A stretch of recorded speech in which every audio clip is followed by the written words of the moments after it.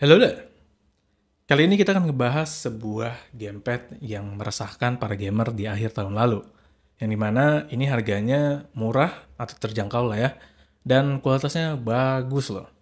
Nah, kalian inget gak sih sama yang namanya Fanatec WGP 12 Revolver?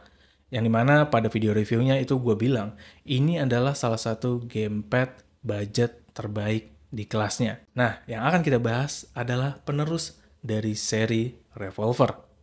Yuk langsung aja kita mulai videonya.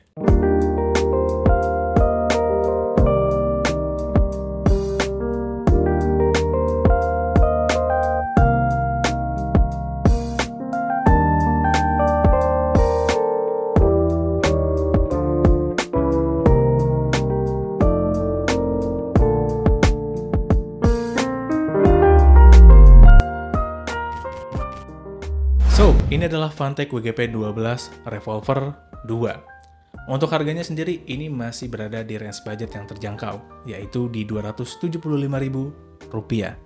Dan yang akan kita dapatkan tetap sama dalam paket pembeliannya. Ada surat-surat cinta, kabel, dongle, dan gamepadnya. Nah, Fanatec Revolver 2 ini datang dengan improvement yang cukup besar. Dan juga beberapa kekurangan yang ada pada gamepad sebelumnya itu diatasi pada seri terbarunya ini. Improvement yang sangat terlihat dari gamepad yang satu ini adalah desainnya yang lebih fresh dan minimalis. Dan pilihan warnanya kini lebih variatif. Ada warna black, white, dan green army yang sekarang gue pegang ini. Dan jujur aja, desain dari gamepad yang satu ini gue suka banget. Dan ya, gue memilih warna green army karena memang eye-catching aja di mata gue. Nah, gamepad yang satu ini masih menggunakan layout PlayStation, dan bentukannya sih nggak ada perubahan dari versi sebelumnya. Palingan, dimensinya sebenarnya ini sedikit lebih compact, dan juga desainnya sekarang lebih clean dan juga minimalis. Logo yang dipakai hanya pada home button-nya aja ya, nice. Yang font Fanatec itu dihilangkan. Dan juga gue suka banget nih sama desain dari button XYIB, yang unik dan juga beda di antara yang lain. So ya, secara desain sih ini memang udah cakep banget ya. Lebih minimalis lagi, dan dari orang yang suka sama minimalis, gue pribadi sih suka banget sama desain gamepadnya. Nah, untuk build quality-nya sebenarnya masih sama aja ya sama versi sebelumnya. Dari plastik yang agak tipis dan juga ini lumayan ringkih. Tapi ini pun yang membuat bobotnya juga ringan di tangan.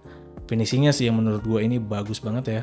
Walaupun tanpa karet ataupun aksen bertekstur, gripnya ini udah lumayan mantap. Button-button yang ada pada gamepad ini pun sekarang juga udah enak ya pada saat di press, terutama di bagian di pad yang sebelumnya itu kayak wobble ya di versi pertamanya.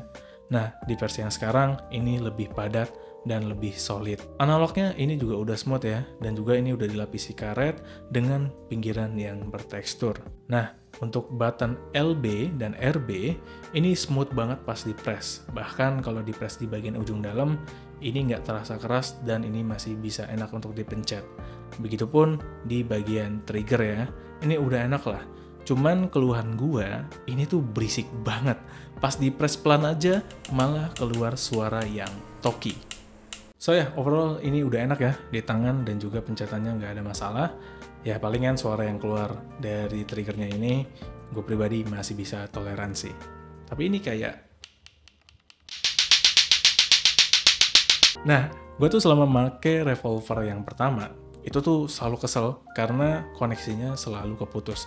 Tepatnya pada saat gue lagi main game yang kayak main game ya, tangan kan di atas meja. Terus gue udah capek nih, posisinya ke bawah kayak gini tangannya. Dan itu koneksinya langsung terputus atau langsung nyari di gamepadnya. Dan ya itu cukup menyebalkan, padahal gue lagi main game yang santai. Dan jaraknya pun juga nggak jauh-jauh banget, masih 1,5 meter. Dan ini pun juga dikeluhkan oleh beberapa pengguna Revolver yang pertama. Dan Fanatec pun juga sadar akan hal itu, yang dimana di seri keduanya itu sudah diperbaiki. Jadi receivernya ini sekarang udah diperbarui, tepatnya di mesin yang bagian dalamnya lah ya. Sehingga sekarang koneksinya lebih stabil, bahkan ke halang tembok pun ini masih terkoneksi dengan lancar. Udah gitu ya, di versi yang pertama tuh itu cuman wireless only, yang dimana dongle USB-nya itu harus tetap terkoneksi, even pada saat di charging.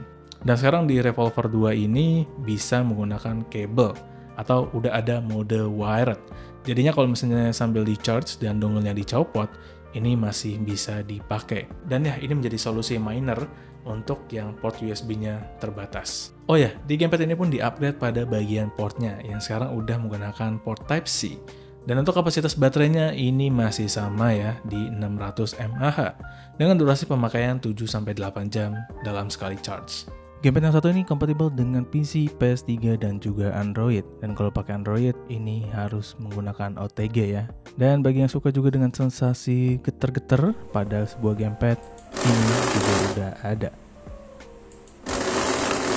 Nah, gue sendiri udah pakai gamepad ini dalam beberapa hari.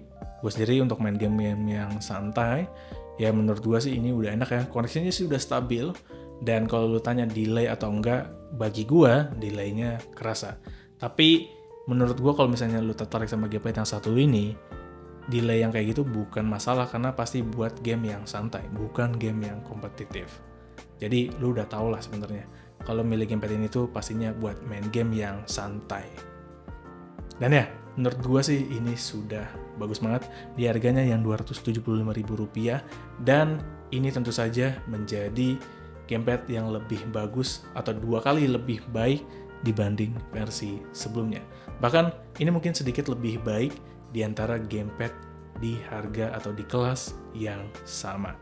Dan mari kita ambil titel gamepad budget terbaik dari Funtech Revolver pertama dan kita serahkan pada Funtech Revolver 2 yang merupakan gamepad budget terbaik salah satunya di tahun ini. Maybe. So ya, mungkin segitu aja ya untuk review pada Funtech Revolver 2. Bagaimana menurut kalian di harganya yang masih sangat terjangkau? Apakah worth it atau enggak untuk didapatkan? Tuliskan pendapat kalian langsung aja di kolom komentar. So ya mungkin segitu aja ya untuk video kali ini. Mohon maaf bila ada salah-salah kata atau penyampaian gue yang kurang. Kalian nanti bisa koreksi aja di kolom komentar. Dan terima kasih telah menonton video ini. Jangan lupa like, share, dan subscribe jika kalian suka video ini. So, sekian dari gue Paki dan kita akan bertemu lagi di video berikutnya.